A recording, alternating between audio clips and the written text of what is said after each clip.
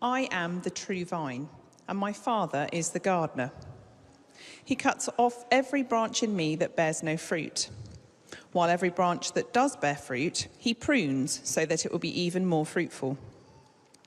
You are already clean because of the word I have spoken to you. Remain in me, as I also remain in you. No branch can bear fruit by itself. It must remain in the vine. Neither can you bear fruit unless you remain in me. I am the vine, you are the branches. If you remain in me and I in you, you will bear much fruit. Apart from me, you can do nothing. This is the word of the Lord. Thank you.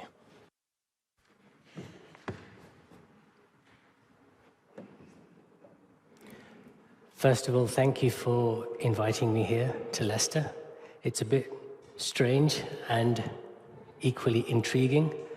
As a Hindu monk for 20 years, I used to speak in the temple just on the other side of the car park. Is that where the big car park is? It's over there.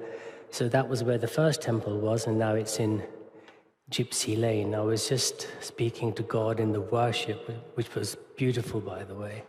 And how did I end up here in this church many, many years later from speaking there? So thank you for having me. Today's talk, I'll share a bit about my journey. I was a Hindu monk for 20 years for one of probably now the most influential Hindu tradition in the world. For 20 years. I grew up in London, but trained in India in a monastery, and then was sent back to London to spread the word of that particular Hindu tradition throughout the UK and Europe. So I was in charge of Europe and Russia for about 15 years. So I built temples in Belgium, France, Portugal, and various other Hindu spiritual centers across Europe. Learned some very interesting things, had a very secret and intriguing interest in Jesus because of so many beautiful churches in Europe.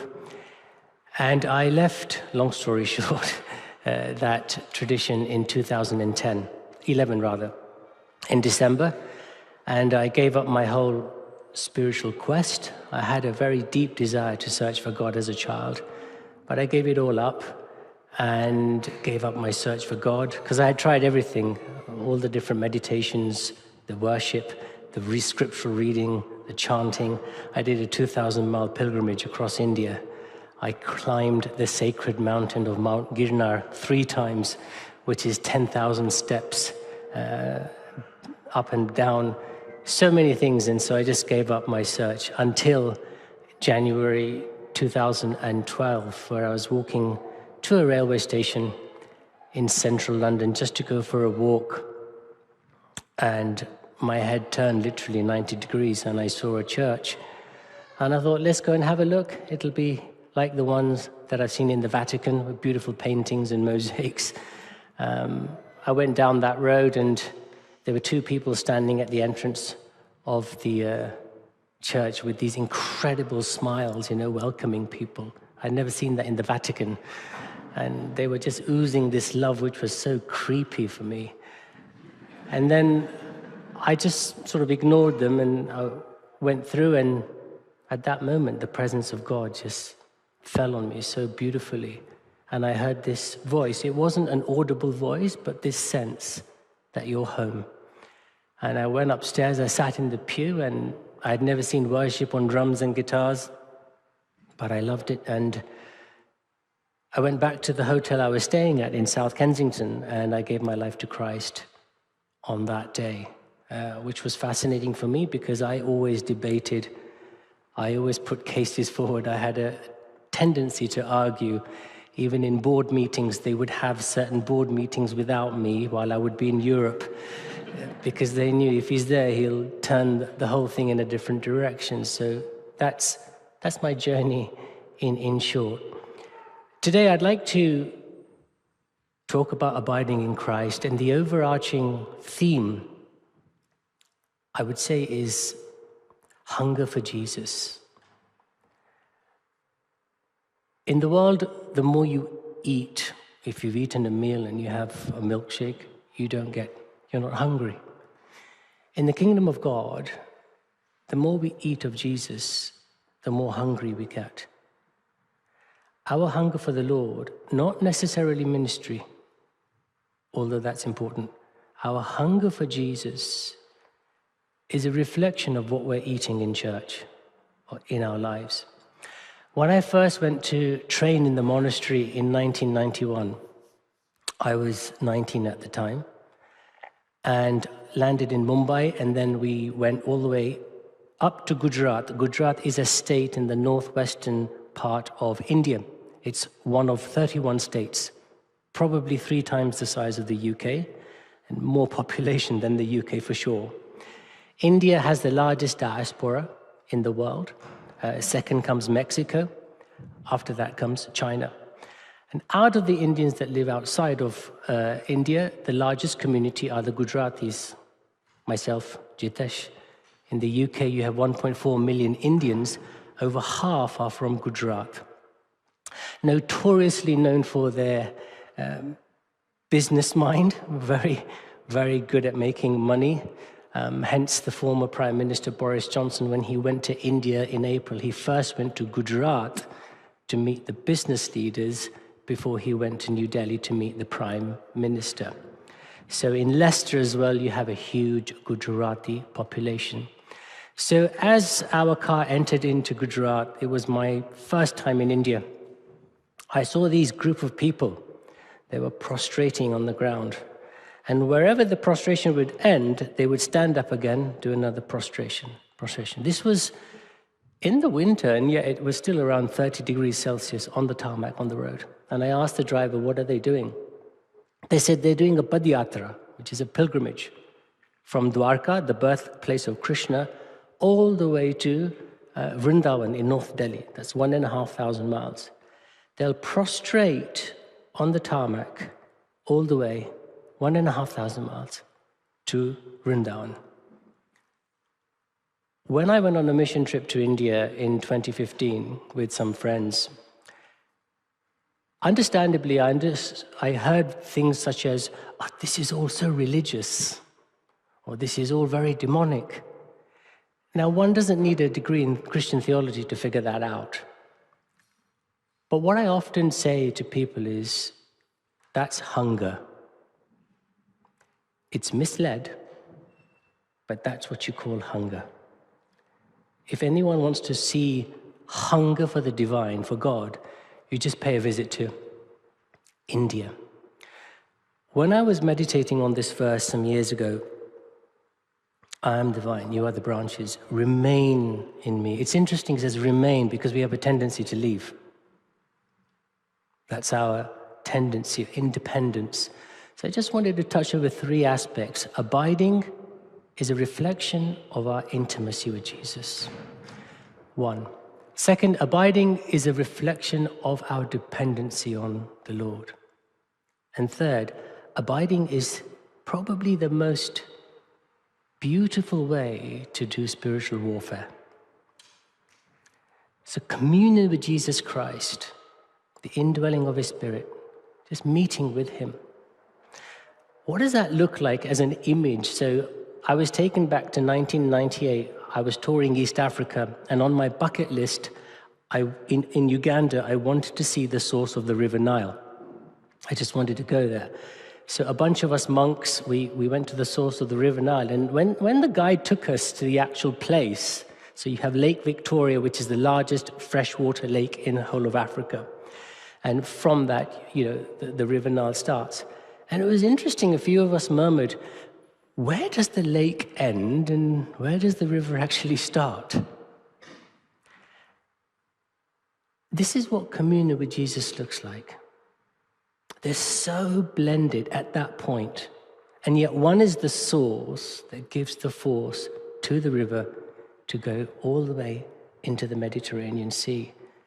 And some say that the force of the Nile, when it hits the sea, is so powerful it makes the salty water fresh for a further 100 miles. But one is the source, the other is the river. And that's the imagery I just want to offer you. of what is communion with Jesus Christ. My wife and I visited Hampton Court before we moved to Oxford in 2019, and we didn't know that it housed the world's largest vine. So we went to see it, and it's been growing for 300 years, and it's provided grapes for all of the royal wine for all the royal family in throughout Europe. And it was just interesting because everyone looked at the different branches, the way they were placed along the glass ceiling. But after a few minutes, everybody wanted to know the source. They went down to that little thing at the bottom. Where are these branches coming from? So that's another image I just want to offer you, that who is the source in our lives? Where is our dependency? Where do we lean in when we have difficult times? So first of all, abiding is a reflection of intimacy. Sometimes, I don't know if this happens to you, if you ask someone, how are you? They give a list of things they're doing. I'm really well, I'm involved in the ministry now, I'm in the worship team, and so things are going really well. And then leading home group as well, so that's also fun. And you often wonder, that wasn't really the question. I didn't ask what you do. I asked, how are you? How are you being? How are you resting? In the Gospels, when Mary and Martha invite Jesus to their home, and Mary's sitting at Jesus' feet, and someone once said, Martha was making sandwiches that Jesus didn't ask for. And in that image, we see so beautifully what Jesus is saying. There are many different teachings out of that I've heard, but can you come and rest here? It's so easy to get busy. In 2015, 2 years into my walk, I was involved in the welcoming team, I was involved in the prayer team, I was involved in this team and that team, which is all good, by the way. I'm not saying stop all of that. The leadership will be in trouble if you do. And I'll probably never be invited ever again. I was walking to HTB, the church I was at the time, and God said to me, why are you hiding? And I said, I'm not hiding. You're hiding. You're hiding behind all these different ministry things that you like to get involved in. Why can't you just be still and be with me? Why can't you sit alone, close the door, and have communion with me? How does that feel if you do that? Why is that so difficult for you? And it struck me, you can go to a party and still not meet with the host. You can do all the Christian things and still not meet. And that's why transformation sometimes doesn't happen. Because that's where transformation is. All the things we're involved in are incredibly important. But the encounter is where transformation really happens. And I saw this 9 months in my walk. I was sent to a prayer meeting. I had no job. I had no money.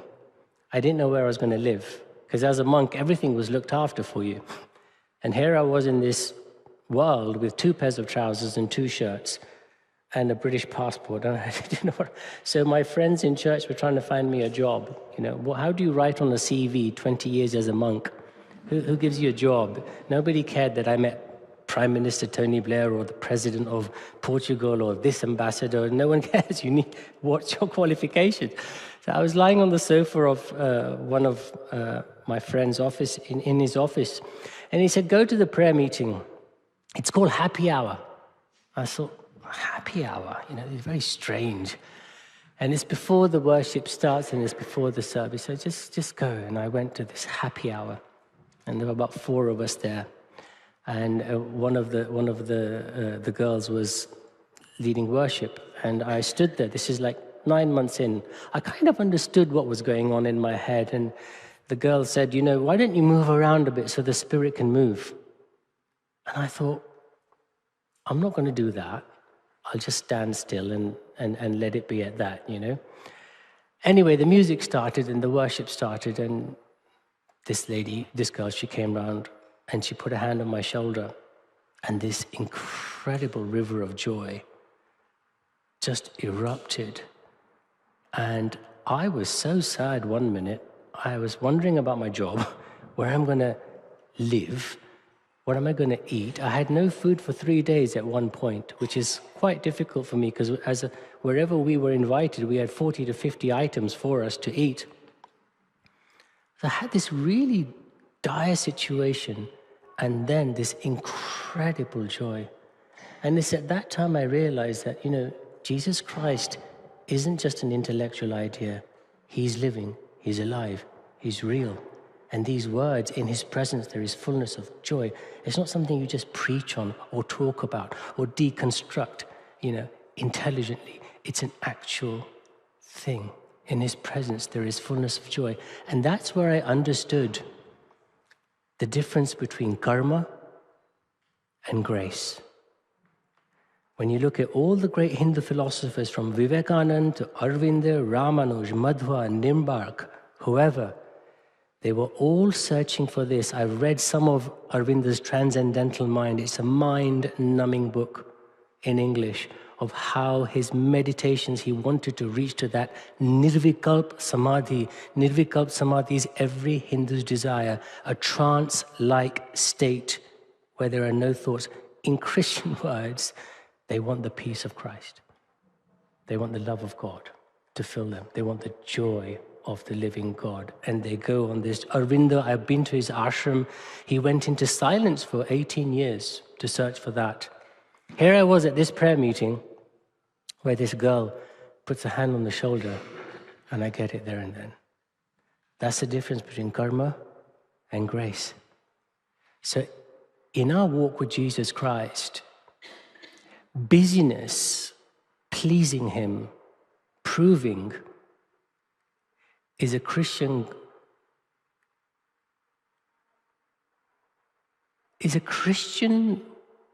facade, but with a very Hindu approach. Does that make sense to you? If we get caught up into proving to Jesus, pleasing, working for him, that's Hindus.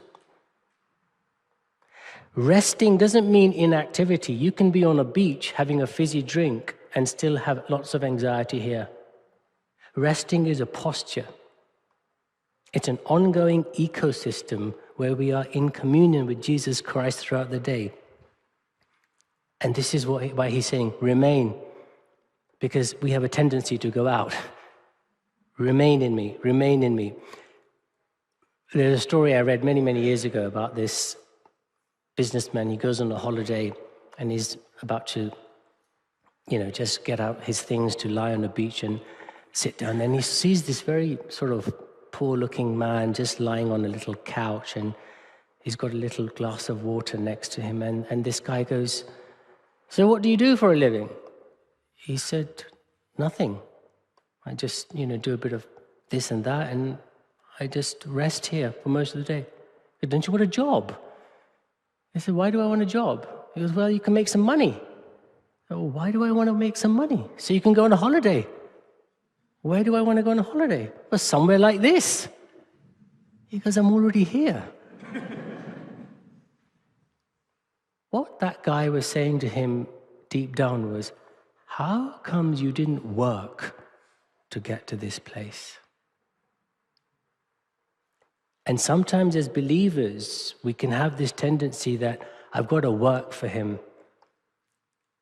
If others are blessed or others aren't working, we feel, how come?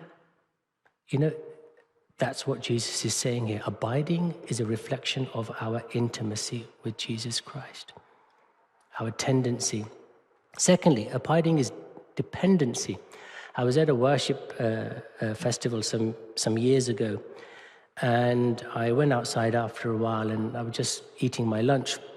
And there was a father reading his newspaper, and he had his child, about 2-3-year-old, on this kind of elastic thread kind of thing. And the father's reading the newspaper, and the kid's sort of running around within a certain sphere of influence. And if the kid went a little far, he would just jolt back. It was really amusing, and yet a beautiful reflection when you read the Gospels, when you look at Jesus' ministry. He was incredibly busy healing the sick, cleansing lepers, casting out demons. And then it says, and then he went to a quiet place. It doesn't say, oh, it was that Sunday morning time, or it was that moment in his diary he had slotted for the morning. Just that natural tendency to be with the Father. When two people are in love, they don't say, I'll text you on Sunday. They're constantly checking the phone. Has she texted? Has he texted? That's what love is. Lovers look for a space in the day where they can be with Jesus Christ. Now, some people say, well, that's too much discipline, I mean, true, discipline can come from religion, but it can also come from romance. When you love something, you'll always carve your way around it. When you need something, you'll always carve your day around it. If you're late, you'll have your sandwich in church. However busy you are, if you're thirsty, you'll drink water. You'll find a way to get the things that you really need. And this is what Jesus is saying here. Abiding is this. It's not religion. When I was in the training in the monastery, that's religion. You wake up at 4:30 every morning. 5 o'clock is late. You have a cold water bath. There's no hot water. You have a cold water bath. And in the winter, in that part of Gujarat, it gets very cold. And then you meditate for 45 minutes. You have your own personal prayer.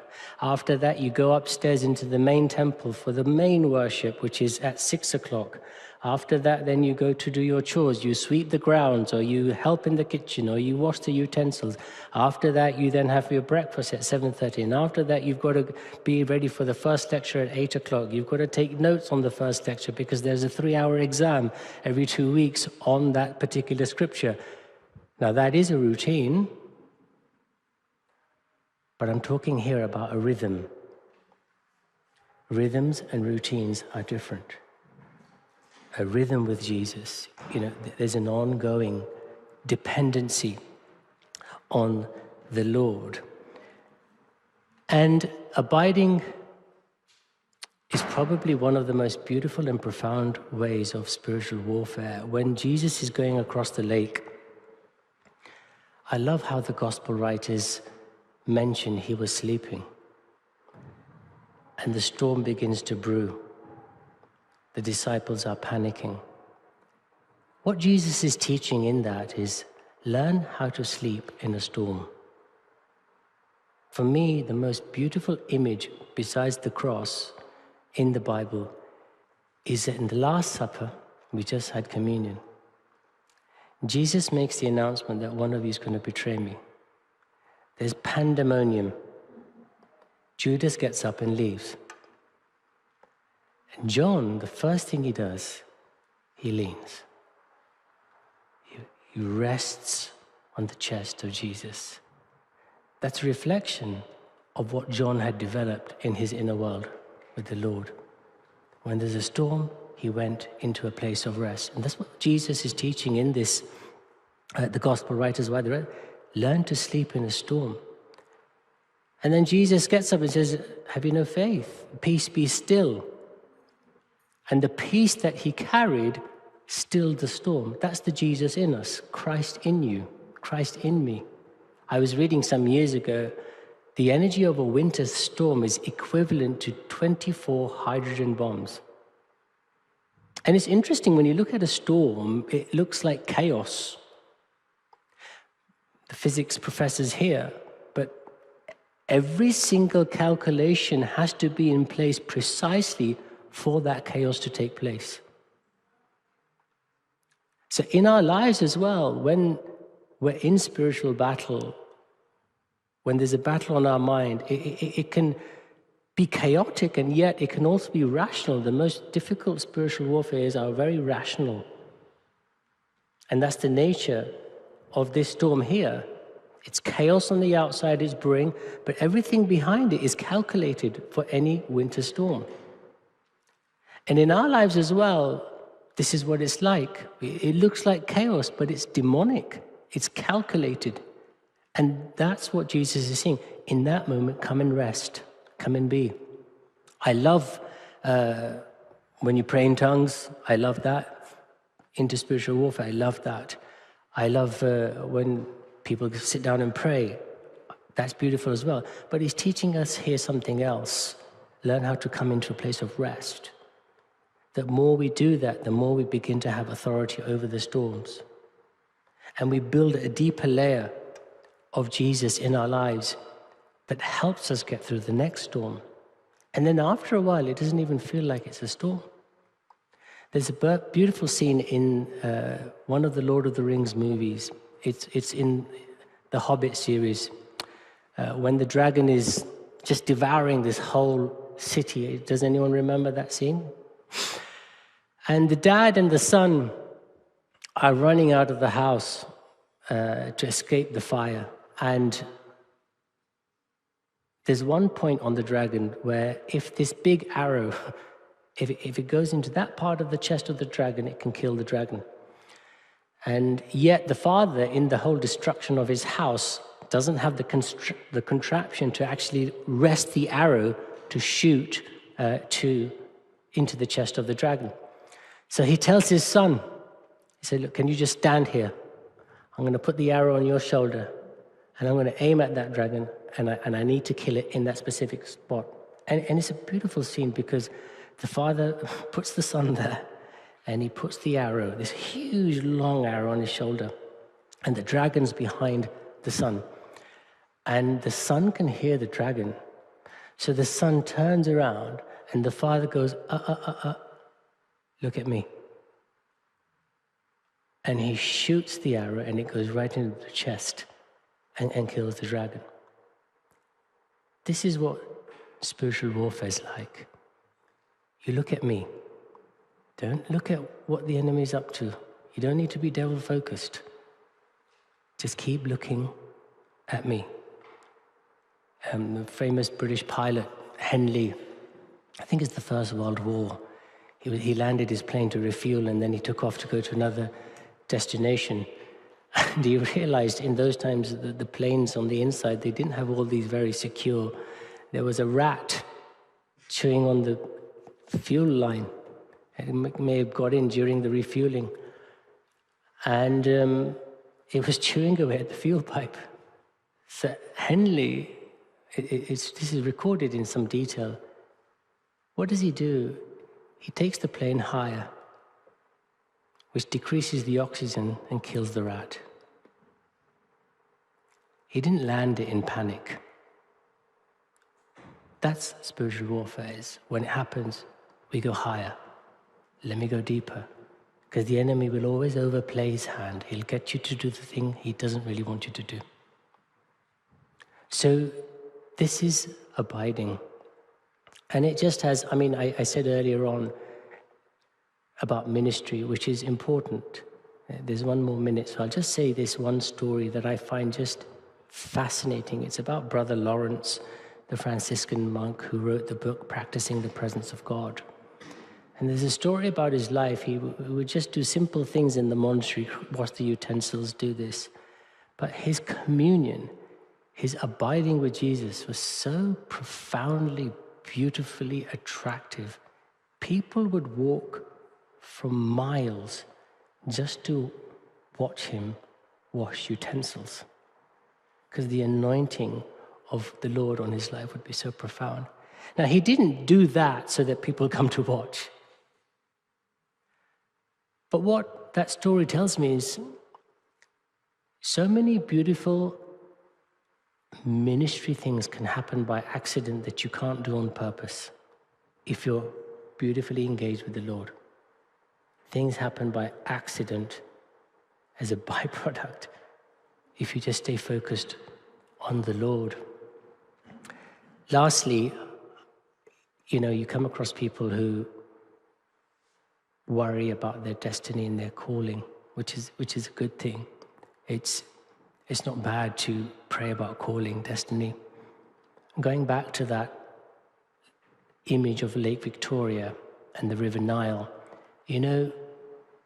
because they're in communion, the force of Lake Victoria ensures that the Nile gets to the Mediterranean. It doesn't matter if there's ISIS on the way or Daesh.